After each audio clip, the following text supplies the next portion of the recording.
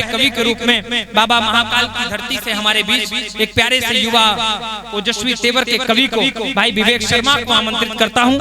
जो जोरदार तालियां बजा करके भाई विवेक शर्मा को आमंत्रित करिए।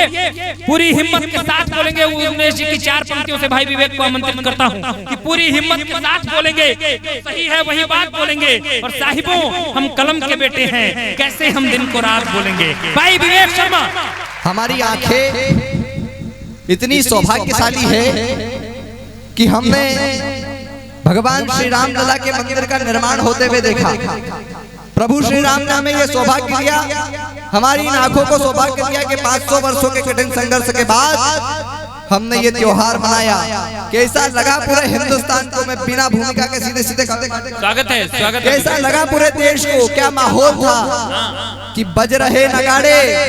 अगर आपने भी 22 जनवरी को जिया हो तो समर्थन कीजिएगा कि बज रहे नगाड़े और हो रहे हैं शुभ सगुन और धरती खिलखिलाकर गा रही है रामधुन। सज गया मंगल कलश हरद्वार वंदनवार है, सज गई है दीपमाला, आ गया त्योहार है। हर्ष का माहौल, मंगल गान गाए जा रहे, घर घर में रंगोली सजी दीपक लगाए जा रहे।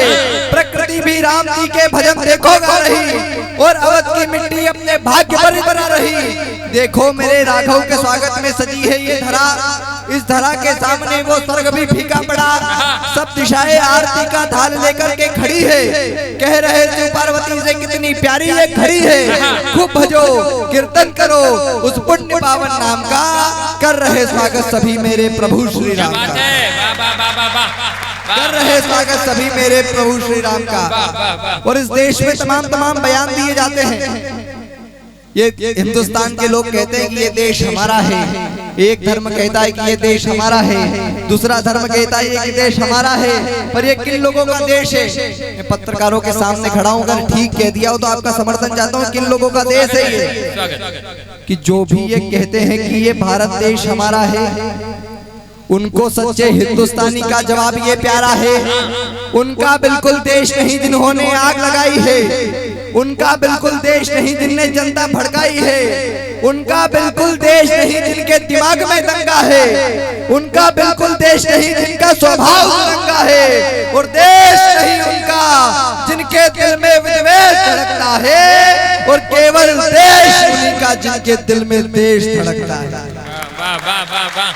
केवल देश उन्हीं का जिनके दिल में देश धड़कता है। और किन लोगों के हृदय में देश धड़कता है, जो इस अवधारणा के साथ पावन और पुनीत राष्ट्र की रक्षा करते हैं कि तन समर्पित, मन समर्पित और यह जीवन समर्पित, चाहता हूँ देश की मिट्टी तुझे कुछ और भी।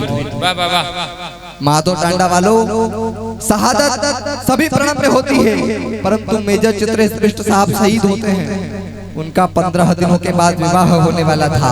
आप 1 मिनट के लिए कल्पना करिए कि जिस घर में विवाह हो और जिसका विवाह हो वो बेटा शहीद हो जाए तो क्या बीती होगी उस मां पर, क्या बीती होगी उस वृद्ध पिता पर जो अपने बेटे को कांधे पर बिठाकर बाजार घुमाने ले जाता था, आज अपने बेटे को कांधे पर बिठाकर शमशान ले जाए। कि जो भारत के लिए हिमालय की चोटी चढ़ जाते हैं, क्या है बलिदान, कि जो भारत के लिए हिमालय की चोटी चढ़ जाते हैं, लिए तिरंगा अपने हाथों से भी लड़ जाते हैं।